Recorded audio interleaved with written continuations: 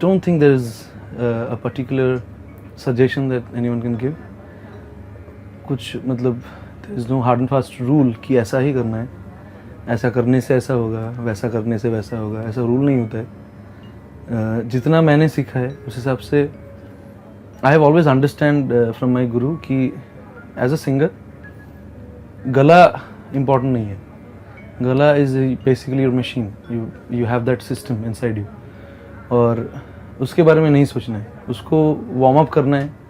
जैसे हम लोग like an example I like to give, मेरे गुरुजी हमेशा बोलते थे कि आपको मैराथन करना है, आपको रेस करना है, तो आपको पहले तो आपका बॉडी का वार्म अप चाहिए so that you can run.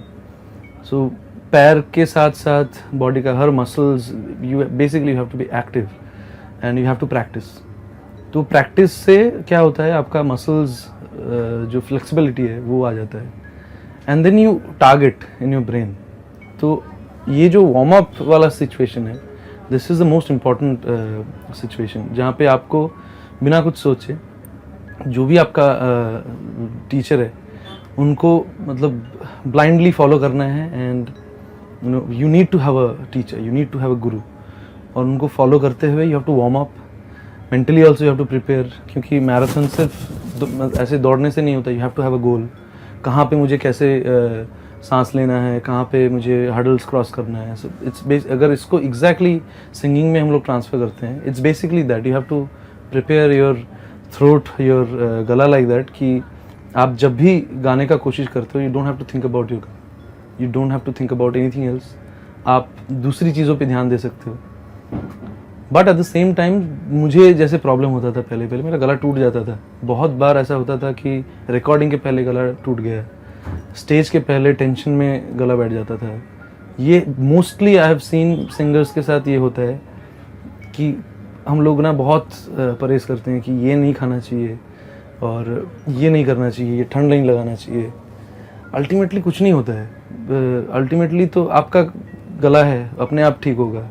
I think बहुत नेचुरल प्रोसेस है ये। गले को अपने हिसाब से रेस्ट देना चाहिए, गले को उतना ज़्यादा पुश नहीं करना है कि आपका गला बैठ जा सकता है। आपको you have to be careful about your voice, and at the same time अगर गला बैठा भी है, you can still sing, it will sound different.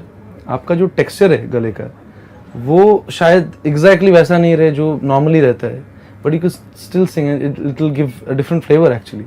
गाना तो दिल से है, गाना दिमाग से है। आपको कैलकुलेशन जो है, आपका टेक्निकल कैलकुलेशन, जो आप सुर का जो कैलकुलेशन है वो आप दिमाग से करते हो, और उसको नेचुरली आप प्रैक्टिस करके याद करते हो, उसके बाद you forget about that also. So basically it's a process of unlearning things.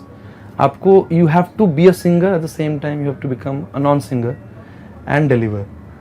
ये जब मैंने सुना था गुरुजी से, it changed everything inside of me, it change the game completely.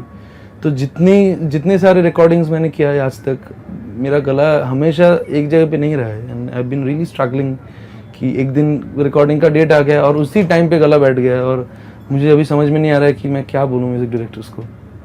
But I have only remembered that suggestion that my guruji has given me कि don't worry about it, go there, जो भी गले का हालत है उस हिसाब से गाओ।